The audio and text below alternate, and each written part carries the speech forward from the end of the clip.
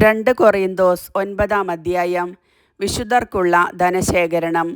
വിശുദ്ധർക്ക് വേണ്ടിയുള്ള ശുശ്രൂഷയെപ്പറ്റി ഞാൻ നിങ്ങൾക്ക് എഴുതേണ്ടതില്ല. നിങ്ങളുടെ സന്നദ്ധത എനിക്ക് ബോധ്യമുള്ളതാണ്. കഴിഞ്ഞ വർഷം മുതൽ അക്കായിയായിലുള്ളവർ തയ്യാറായിരിക്കുകയാണെന്ന് മക്കദോനിയക്കാരോട് ഞാൻ പ്രശംസിച്ച് പറയുകയുണ്ടായി. നിങ്ങളുടെ തീഷ്ണത നിരവധി ആളുകൾക്ക് ഉത്തേജനം നൽകിയിട്ടുണ്ട്. ഇക്കാര്യത്തിൽ നിങ്ങളെക്കുറിച്ചുള്ള ഞങ്ങളുടെ പ്രശംസ നിരർത്ഥകമാകാതിരിക്കാനാണ് സഹോദരന്മാരെ ഞാൻ അയച്ചിരിക്കുന്നത്. ഞാൻ പറഞ്ഞിരുന്നത് പോലെ നിങ്ങൾ തയ്യാറായിരിക്കണം. അല്ലെങ്കിൽ മക്കദോനിയക്കാർ ആരെങ്കിലും എൻ്റെ കൂടെ വരികയും നിങ്ങളെ ഒരുക്കമില്ലാത്തവരായി കാണുകയും ചെയ്താൽ നിങ്ങളുടെ കാര്യം പോകട്ടെ.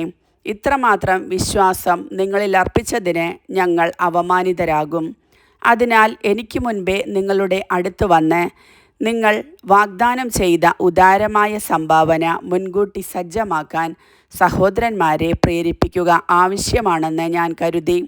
അങ്ങനെ ആ സംഭാവന ഞങ്ങളുടെ നിർബന്ധം മൂലമല്ല, നിങ്ങളുടെ സന്മനസ് കൊണ്ടാണ് ശേഖരിച്ചതെന്ന് വ്യക്തമാക്കട്ടെ. സത്യമിതാണ്, അല്പം വിതയ്ക്കുന്നവൻ അല്പം മാത്രം കൊയ്യും, ധാരാളം വിതയ്ക്കുന്നവൻ ധാരാളം കൊയ്യും. ഓരോരുത്തരും സ്വന്തം തീരുമാനമനുസരിച്ച് വേണം പ്രവർത്തിക്കാൻ. വൈമനസ്യത്തോടെയോ നിർബന്ധത്തിന് കീഴ്വഴങ്ങിയോ ആകരുത്. സന്തോഷപൂർവ്വം നൽകുന്നവനെയാണ് ദൈവം സ്നേഹിക്കുന്നത്. നിങ്ങൾക്ക് ആവശ്യമുള്ളതെല്ലാം സദാ സമൃദ്ധമായി ഉണ്ടാകാനും സൽകൃത്യങ്ങൾ ധാരാളമായി ചെയ്യാനും വേണ്ട എല്ലാ അനുഗ്രഹങ്ങളും സമൃദ്ധമായി നൽകാൻ കഴിവുറ്റവനാണ് ദൈവം. എഴുതപ്പെട്ടിരിക്കുന്നത് പോലെ അവൻ വാരി വിതറി, അവൻ ദരിദ്രർക്ക് ദാനം ചെയ്തു, അവൻ്റെ നീതി എന്നേക്കും നിലനിൽക്കുന്നു. വിതക്കാരന് വിത്തും ഭക്ഷിക്കാൻ അപ്പവും കൊടുക്കുന്നവൻ നിങ്ങൾക്ക് വിതയ്ക്കാനുള്ള വിത്ത് തരുകയും അതിനെ വർദ്ധിപ്പിക്കുകയും നിങ്ങളുടെ നീതിയുടെ വിളവ് സമൃദ്ധമാക്കുകയും ചെയ്യും. നിങ്ങൾ ഉദാരശീലരാകേണ്ടതിന് ദൈവം നിങ്ങളെ എല്ലാവിധത്തിലും സമ്പന്നരാക്കുകയും അത് ഞങ്ങളിലൂടെ ദൈവത്തിന് കൃതജ്ഞതാസ്തോത്രമായി പരിണമിക്കുകയും ചെയ്യും.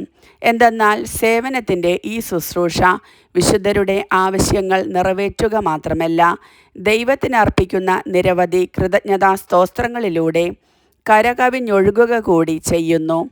ക്രിസ്തുവിൻ്റെ സുവിശേഷം ശിരസാ വഹിക്കുന്നതിനുള്ള നിങ്ങളുടെ വിധേയത്വം വഴിയും അവരോടും മറ്റെല്ലാവരോടും നിങ്ങൾക്കുള്ള കൂട്ടായ്മയുടെ ഔദാര്യം വഴിയും നിങ്ങളുടെ ശുശ്രൂഷയെപ്പറ്റി ബോധ്യപ്പെട്ട് അവർ ദൈവത്തെ സ്തുതിക്കും. മാത്രമല്ല, നിങ്ങളിൽ മികച്ചു നിൽക്കുന്ന ദൈവകൃപ നിമിത്തം അവർ നിങ്ങളെ കാണാൻ ആഗ്രഹിക്കുകയും നിങ്ങൾക്ക് വേണ്ടി പ്രാർത്ഥിക്കുകയും ചെയ്യും. അവർണ്ണനീയമായ ദാനത്തിന് ദൈവത്തിന് സ്തുതി. കർത്താവിൻ്റെ വചനം.